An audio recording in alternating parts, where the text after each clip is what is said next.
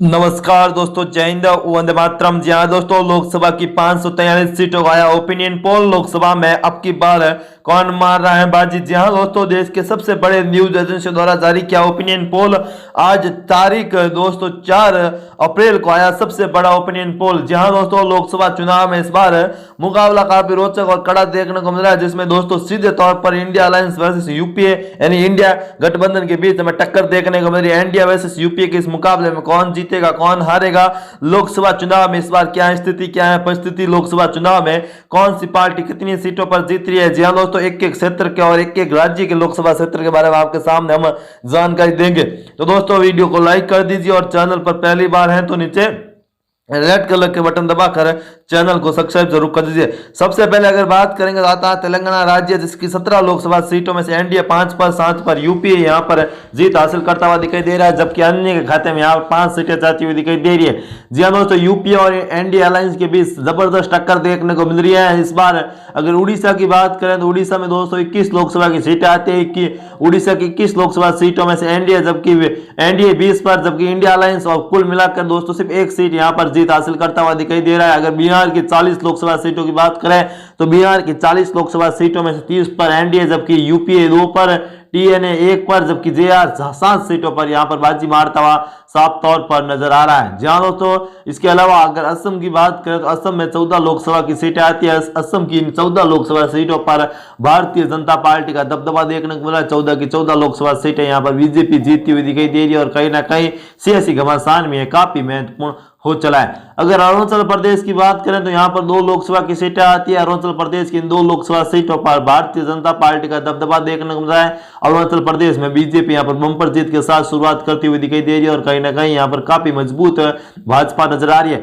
उत्तर प्रदेश की 80 लोकसभा सीटों में से एनडीए 72 पर, जबकि यूपीए 1 सीट है और कुल मिलाकर यूपीए और सब निर्दलीय मिलकर यहां पर 8 सीटें जीत रही है, जबकि इंडिया और बीजेपी अलग एनडीए बीजेपी समर्थक 72 सीटें यहां पर जीत हासिल करते हुए दिखाई दे रहे हैं। अगर मेघालय की 2 लोकसभा सीटों की बात करें तो मेघालय की 2 लोकसभा सीटों पर, एक पर एनडीए जबकि एक पर यूपीए बाजी मारता हुआ दिखाई दे रहा है और यहाँ के सियासी समीकरण भारतीय जनता पार्टी के पक्ष में हमें दिखाई दे रहे हैं। जी हाँ दोस्तों, चंडीगढ़ की बात करें तो चंडीगढ़ में 1 लोकसभा की सीटें आती है। चंडीगढ़ काफी महत्वपूर्ण है और चंडीगढ़ में दोस्तों एनडीए यहां पर बाजी मारा। पंजाब में भले ही कांग्रेस को जीत मिले हो, लेकिन चंडीगढ़ में भाजपा यहां पर शहरी क्षेत्र में अच्छा प्रदर्शन करते हुए साफ तौर पर नजर आ रही है। नागालैंड की 1 लोकसभा सीट की बात करें तो नागालैंड की एक लोकसभा सीट पर भारतीय जनता पार्टी का दबदबा देखने को मिल रहा है। यहाँ पर कुछ काफी बड़े बदलाव होते हुए साफ तौर पर नजर आ रहे हैं और यहाँ के सियासी घमासान भारतीय जनता पार्टी के पक्ष में हमें दिखाई दे रहे। दमन और दीव की बात करें तो यहाँ भी 1 लोकसभा की सीट आती है। इस 1 लोकसभा सीट पर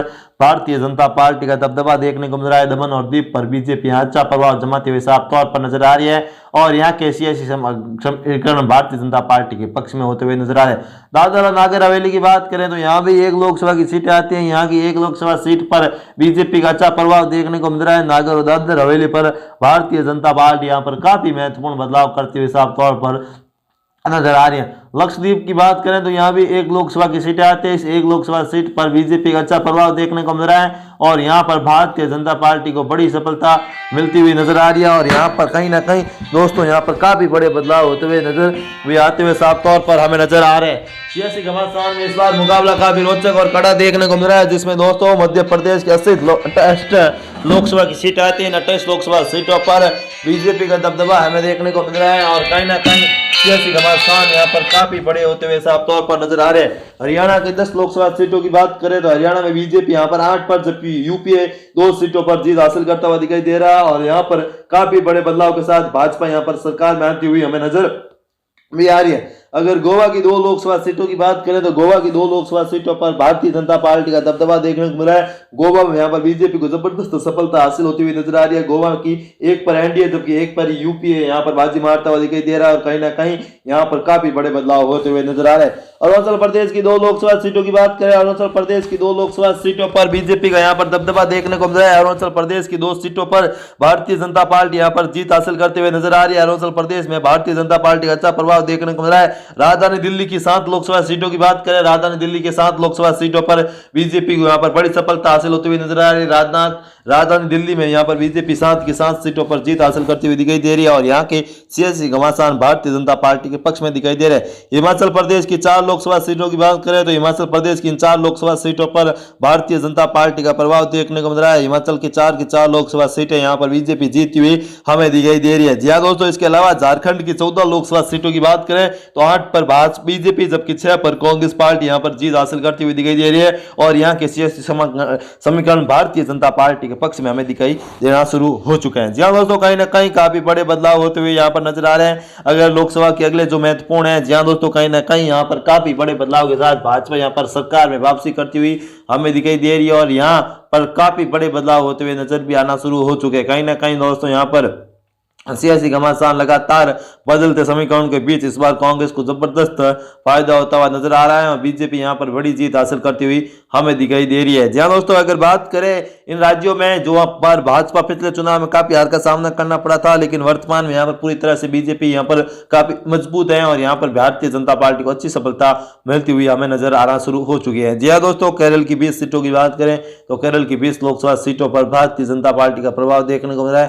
केरल की 20 की 20 सीटों पर इंडिया अलायंस यहां पर जीत हासिल करता हुआ दिखाई दे रहा है। जबकि अगर हम बात करेंगे दोस्तों जो महत्वपूर्ण क्षेत्र है यहां पर उत्तराखंड की बात करें तो 5 लोकसभा की सीट आती है। उत्तराखंड की इन 5 लोकसभा सीटों पर भारतीय जनता पार्टी का दबदबा देखने को मिल रहा है। इन 5 सीटों पर बीजेपी यहां पर काफी मजबूती के साथ चुनावी मैदान में और बीजेपी वहां पर बड़ी सफलता मिलती हुई हमें नजर आना शुरू हो चुके हैं। जी हाँ दोस्तों, ताजा सर्वे आपके सामने हम लेकर आए जिसमें कई बड़े सवाल यहाँ पर काफी थे महत्वपूर्ण। जी हाँ दोस्तों, भाजपा की उड़ीसा की बात करें तो 21 लोकसभा, राजस्थान की 25 लोकसभा सीटों की बात करें तो राजस्थान में 25 की 25 लोकसभा सीटों पर भारतीय जनता पार्टी का दबाव देखने को मिल रहा है, दबदबा देखने को मिल रहा है। राजस्थान की इन 25 सीटों पर बीजेपी यहां पर जीत हासिल करते हुए दिखाई दे रही है और सियासी घमासान यहां पर भारतीय जनता पार्टी के पक्ष में नजर आ रहा है। मणिपुर की 2 लोकसभा सीटों की बात करें, एक पर बीजेपी एक पर कांग्रेस पार्टी यहां पर जीत हासिल करती हुई दिखाई दे रही है।